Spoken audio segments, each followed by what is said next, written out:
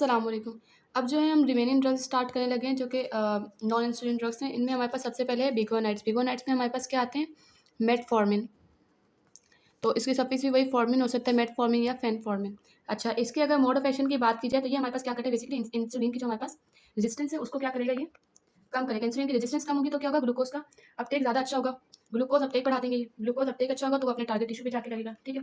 Also ये insulin के जरिए क्या करवाते हैं? ग्लूकोनियोजेनेसिस को कम करा देते हैं, ठीक है? Thus they are helpful in treating the diabetes mellitus type 2। Also ये ग्लूकागॉन की सिक्रेशन को कम करवाते हैं, ठीक है? और ये क्या करते हैं?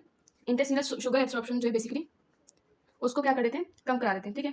ऑल्सो एपेटाइट को कम कराते हैं हमारी, तो इस तरह से ये क्या कर सकते हैं? वेट लॉस करा सकते हैं। अच्छा, इनके अगर जो है फार्माकोकाइनेटिक्स की बात की जाए तो हमने पढ़ा था कि ये क्या है? सारे ओरल एजेंट्स लगाने वाले, तो ये भी क्या है? ओरल है। ओरली वेल एब्जॉर्ब होते हैं, ठीक है? इसके अलावा क्या है इनका? ये जो है हमारे पास मेटाबोलाइट में चेंज नहीं होती, ये डायरेक्टली रीनल इनकी एक्सक्रीशन हो जाती है। इनका कोई मेटाबॉलिज्म नहीं होता, ठीक है? ना ये सीरम बाउंड प्रोटीन बाउंड है, ठीक है? अच्छा, एडवर्स इफेक्ट की बात किया तो इसके एडवर्स इफेक्ट में हमारे पास मेन क्या है? Diarrhoea, nausea, vomiting. ऑल्सो इसके साथ क्या देखी गई है? Lactic acidosis. ऑल्सो ये रेयर है लेकिन इसके साथ होती है, क्यों? क्योंकि हमें पता है ये ग्लूकोनियोजेनेसिस को कम कर देगा और इंसुलिन के फंक्शन भी बढ़ा देगा, तो ये जो है एनएरोबिक डिस्पैच की बात चली जाएगी, ठीक है? अच्छा, इसके बाद जो हमारे पास क्या आता है? टीजेडीज, ठीक है? ये हमारे पास क्या है बेसिकली? ये हमारे पास है थायाजोलिजिनीडायोन्स, ठीक है? ये हमारे पास क्या करते हैं? ये हमारे पास है, इसको आप इंसुलिन सेंसिटाइजर्स भी कह सकते हैं। इंसुलिन के सेंसिटाइजेशन का बेसिकली ये बढ़ाते हैं, ठीक है? इनमें जो हमारे पास ड्रग्स हैं वो क्या है? पायोग्लिटाजोन या फिर रोजीग्लिटाजोन। तो इनका जो है हमारे पास सफिक्स क्या बन सकता है? जोन कह सकते हैं, ठीक है? अच्छा, इनके अगर मोड ऑफ एक्शन की बात की जाए तो ये हमारे पास क्या कराते हैं? ये सेंसिटिविटी को बढ़ा रहे हैं, ठीक है? ऑल्सो ये क्या करवाते हैं? सेंसिटिविटी को कैसे बढ़ाते हैं? पीपार अल्फा जो है हमारे पास पीपीएआर गामा, इसके जरिए जो है ये ग्लूकोज इसके जरिए काम करते हैं, ठीक है? ये हमारे पास बेसिकली क्या है? ये एक ट्रांसक्रिप्शन बेसिकली न्यूक्लियर ट्रांसक्रिप्शन करवाते हैं, ठीक है? रेगुलेट करता है न्यूक्लियर ट्रांसक्रिप्शन को उन जीन्स की जो कि क्या करते हैं? लिपिड या कार्ब के मेटाबॉलिज्म में इन्वॉल्व होते हैं, ठीक है? 10 ये लोग क्या करते हैं? ये हमारे पास बॉडी फैट डिस्ट्रीब्यूशन में भी हेल्प करते हैं और ग्लूकोज की ये अपटेक बढ़ाते हैं इन मसल एंड एडिपोज टिश्यू, ठीक है? और इस तरह से ये क्या करते हैं? पोस्ट प्रांडियल या फिर हमारे पास जो फास्टिंग बेसिकली हाइपोग्लाइसीमिया उसको ये बैलेंस करते हैं। फास्टिंग हाइपरग्लाइसीमिया को बेसिकली रेगुलेट करते हैं, ठीक है?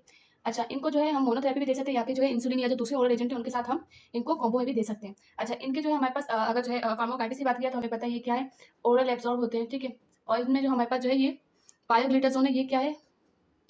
एक्टिव मेटाबोलाइट में अपने कन्वर्ट होता है और ये और ना या फिर इसके जो एक्टिव मेटाबोलाइट है ये किसमें एक्सक्रीट हो जाते हैं? एक्सक्रीट इन बाइल या फिर फीसिस, ठीक है? अच्छा, ये सारे ये दोनों हमारे पास क्या है? एक्सट्रीमली प्रोटीन बॉन्ड है, क्योंकि हमने मेटफॉर्मिन का पढ़ा ना कि वो प्रोटीन बॉन्ड नहीं था, ये हमारे पास क्या है? प्रोटीन बॉन्ड है बेसिकली, ठीक है? और रोजी वाला जो है हमारे पास वो क्या करता है? वो हमारे पास उसकी यूरिन एक्सक्रीशन होती है, बेसिकली रीनल एक्सक्रीशन है। अच्छा, एडवर्स इफेक्ट की अगर बात की जाए तो अगर हम इनको अलोन मतलब अकेले दें तो इनकी वजह से क्या हो सकता है? हाइपोग्लाइसीमिया बेसिकली इनकी वजह से इतना ज़्यादा नहीं होगा अगर ये अकेले दिए गए, ठीक है? और ये क्या करवा सकते हैं? फ्लूइड बिल्डअप करा सकते हैं, माइल्ड एनीमिया करा सकते हैं हमारे पास ये, या फिर एडिमा वगैरह भी करा सकते हैं। अच्छा, ऑल्सो इनमें जो हमारे पास पायोग्लिटाजोन है उसकी वजह से क्या देखा गया है? Bladder cancer. और जो हमारे पास रोजीग्लिटाजोन है इससे हमारे पास क्या देखा गया है कि इससे एमआई का या एंजाइना का रिस्क बढ़ सकता है, तो ये उन पेशेंट में बेसिकली आप एक वार्निंग साइन है तो उनमें आप इसको नहीं दे सकते। Then we have alpha glucosidase inhibitor. ये हमारे पास क्या है? एंजाइम है जो कि कहाँ पे होता है? इंटेस्टाइन के ब्रश बॉर्डर पे होता है बेसिकली, ठीक है? ये क्या करता है? कार्ब को तोड़ता है बेसिकली, किसमें कन्वर्ट करता है? ग्लूकोज में या दूसरे ग्लूकोज लाइक प्रोडक्ट्स बेसिकली। तो ये क्या करते हैं? उसको इनहिबिट करते हैं। इसमें हमारे पास बेसिकली दो ही हैं, एक कार्बोस या फिर मिग्लिटॉल। तो इसमें हमारे पास कोई इतना खास सफिक्स नहीं बन रहा। इसके अगर मोड ऑफ एक्शन की बात किया तो हमने देख लिया कि ये क्या करते हैं? कार्ब को जो है ग्लूकोज या फिर अदर प्रोडक्ट्स में कन्वर्ट नहीं होने देता, इस तरह से ग्लूकोज के लेवल को बेसिकली ये कम रहता है। तो ये तो ना ये इंसुलिन की सिक्रेशन वगैरह प्रमोट कर रहा है, ना उसकी सेंसिटिविटी को बढ़ा रहे हैं, ठीक है? इसलिए अगर हम इनको मोनोथेरेपी देंगे तो इनकी वजह से हाइपोग्लाइसीमिया हमारे पास इतना ज़्यादा नहीं होगा, ठीक है? फार्माकोकाइनेटिक्स की बात की जाए तो यही है कि ये ओरल दिए जाते हैं लेकिन इतने ज़्यादा अच्छे से एब्जॉर्ब नहीं होते, ठीक है? इन्हें क्या करते हैं? इंटेस्टिनल बैक्टीरिया जो है वो इनको मेटाबोलाइज करते हैं और ये कहाँ पे एक्सक्रीट हो जाते हैं? बेसिकली हमारे पास ये एक्सक्रीट होता है विया यूरिन, ठीक है? इनमें से ये हमने किसकी बात की? एक कार्बोज की। लेकिन जो हमारे पास मिग्लिटॉल है वो अच्छे से एब्जॉर्ब होता है, उसके इतने ज़्यादा कोई सिस्टमिक इफेक्ट नहीं है और वो हमारे पास कहाँ पे एक्सक्रीट होता है? वो भी यूरिन में, ठीक है? इनके अगर आप एडवर्स इफेक्ट की बात करें तो एडवर्स इफेक्ट में बेसिकली हमारे पास क्या है कि जो इनका मेन इफेक्ट है वो क्या है? फ्लैचुलेंस से बहुत ज़्यादा फ्लैचुलेंस इंक्रीज हो जाती है। बाकी डायरिया है, एब्डोमिनल क्रैम्पिंग है, ठीक है? और इनको हम उन लोगों में नहीं देते जिनको क्या हो? आईबीडीज़ हो यानी कि इन्फ्लेमेटरी बाउल डिजीज़ हो, या फिर उनको कोलोनिक अल्सरेशन हो, या फिर उन्हें कोई ऑब्स्ट्रक्शन हो इंटेस्टाइन में। देन वी हैव DPP4, ठीक है? इसमें हमारे पास क्या है? DPP4 इज डाइपेप्टाइडेज 4 इनहिबिटर, ठीक है? ये हमारे पास क्या करता है? ये बेसिकली इनक्रेटिन जो है हमारे पास उनको क्या करता है? इनहिबिट करता है। इनक्रेटिन से हमें पता है, अभी हम पढ़ के आ चुके हैं GLP-1 एगोनिस्ट में, वो हमारे पास इनक्रेटिन क्या करता है कि पोस्ट प्रांडियल इंसुलिन की सिक्रेशन को बढ़ाता है। तो ये क्या कर रहे थे? इंसुलिन की सिक्रेशन को कम कर देते, इसलिए हमने इनके क्या देते? इनहिबिटर दे दिए। इनके इनहिबिटर में हमारे पास जो आते हैं वो है एलोग्लिप्टिन, लीनाग्लिप्टिन, सेक्साग्लिप्टिन या फिर सीटाग्लिप्टिन। तो इसमें जो हमारे पास सफिक्स बन रहा है वो क्या बन रहा है? ग्लिप्टिन। इनके मोड ऑफ एक्शन की अगर बात तो बेसिकली हम कर ही चुके थे कि हमने बोल दिया कि क्या है DPP-4 इनहिबिटर्स है, ठीक है। अच्छा, इनकी अगर फार्माकोकाइनेटिक्स की बात की जाए तो वी नो कि ये सब क्या देते हैं हम, इनको ओरल देते हैं, ठीक है। इनकी जो है हम मोनोथेरेपी भी दे सकते हैं या फिर हम इनको कॉम्बो में भी दे सकते हैं विद सल्फोनाइल यूरियाज या फिर मेटफॉर्मिन दैट इज बिगोनाइट्स या फिर थायाजोलिडिन नॉन समथिंग, ठीक है, टीजीडीज जो है बेसिकली हमारे पास, और जो है या फिर आप उसको इंसुलिन के साथ भी दे सकते हैं, लेकिन आप इनको GLP-1 एगोनिस्ट के साथ नहीं दे सकते क्योंकि वो भी बेसिकली सेम काम करें तो ज़्यादा हाइपोग्लाइसेमिया के इफेक्ट आ सकते हैं। अच्छा, फूड से जो है बेसिकली इनका कोई लेना देना नहीं है कि फूड इनकी एब्जॉर्प्शन पे इफेक्ट नहीं डालती है, ठीक है। अच्छा, एल्बोपेटिन और सीटाग्लिप्टिन की बात की जाए तो ये हमारे पास किसमें एक्सक्रीट होते हैं, यूरिन में एक्सक्रीट होते हैं। सेक्साग्लिप्टिन की भी रीनल एक्सक्रीशन है, और जो हमारे पास लीनाग्लिप्टिन है वो हमारे पास क्या जाता है, एंटेरोहेपेटिक सिस्टम में बेसिकली उसकी एक्सक्रीशन होती है, ठीक है। अच्छा, एक्सेप्ट लीनाग्लिप्टिन, इसको छोड़ के बाकी सब वो क्या है, उनके लिए हमें उनकी डोज एडजस्टमेंट करनी पड़ती है अगर वो उस पर्सन में दे रहे जिसको रीनल डिसफंक्शन हो, ठीक है। एडवर्स इफेक्ट की अगर बात की जाए तो इनके एडवर्स इफेक्ट में बेसिकली क्या है, इतना ज़्यादा एडवर्स इफेक्ट नहीं होते, वैसे तो ये वेल टॉलरेटेड है, लेकिन इनमें जो एडवर्स इफेक्ट देखे गए हैं वो क्या है, नेजोफेरिंजाइटिस या फिर हेडेक, ये इनके मेन एडवर्स इफेक्ट हैं। बाकी पेनकियाटाइटिस भी देखा गया, और एलो और जो हमारे पास जो है सेक्सा, ये क्या कर देते हैं, रिस्क बढ़ा देते हैं किसका, हार्ट फेलियर का, ठीक है। अच्छा, इसके बाद जो हमारे पास हैं SGLT2 इनहिबिटर्स हैं। SGLT हमारे पास बेसिकली क्या है, सोडियम ग्लूकोज को ट्रांसपोर्टर्स, ये क्या करते हैं, एब्जॉर्ब करते हैं, रीएब्जॉर्प्शन कराते हैं किसकी, ग्लूकोज की, और हमने कहा है ये को ट्रांसपोर्टर है तो साथ साथ किसकी करवाते हैं, सोडियम की भी, ठीक है।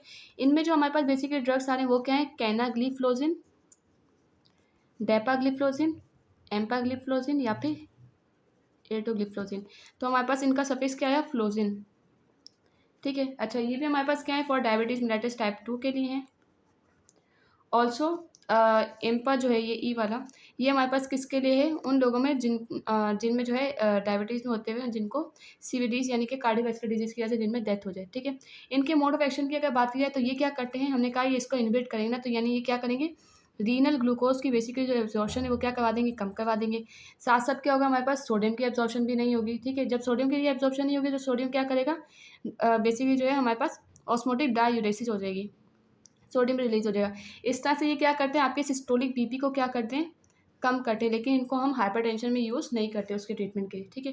फार्माकोकाइनेटिक्स की अगर बात की जाए तो ये हमारे पास क्या है कि इनको आप वंस डेली डोजिंग करते हैं, इन्हें आप जो है बिफोर मील देते हैं, ठीक है, बिफोर फर्स्ट मील। और इनका क्या है कि ये सब जो है ग्लूक्यूरोनाइडेशन के जरिए इनकी क्या होगी, मेटाबॉलिज्म होगा, और ये किस में, इनके मेटाबोलाइट में ये बेसिकली अपने मेटाबोलाइट्स में टूट जाएंगे, ठीक है। इनको हमने उनमें अवॉइड करना है कि जिनमें क्या हो, रीनल डिसफंक्शन हो। एडवर्स इफेक्ट की अगर बात की जाए तो इनमें हमारे पास क्या है, फीमेल में बेसिकली इनके मेन एडवर्स इफेक्ट देखे गए हैं, दैट इज फीमेल में क्या होता है, जो हमारे पास बेसिकली फंगल इन्फेक्शन होते हैं, ठीक है। इनमें हमारे पास क्या आता है, वुल्वो विजाइनल कैंडिडियासिस, ये इनका मेन इफेक्ट है। या फिर फीमेल में ये UTI करवा सकते हैं, ठीक है, यूरिनरी फ्रिक्वेंसी बढ़ा सकते हैं बेसिकली। ऑल्सो हाइपोटेंशन हम देख चुके हैं कि ये BP लो करवाते हैं। ऑल्सो इनकी वजह से हमारे पास क्या होती है, कीटो एसिडोसिस होती है, ठीक है। तो हमें इन लोगों में उन फैक्टर्स को अवॉइड करना है बेसिकली जो कि कीटो एसिडोसिस करवा सकते हैं, जैसे अल्कोहल का इंटेक, अल्कोहल अब्यूज़ या फिर कैलोरी रिस्ट्रिक्शन किसी प्रोसीजर वगैरह के जो लोग कर लेते हैं उनमें, ठीक है। अच्छा, ये हमारे पास यहीं पे एंड होते हैं। तो हमारे पास बेसिकली एंडोक्राइन की फार्माकोलॉजी टोटल कंप्लीट हो चुकी है।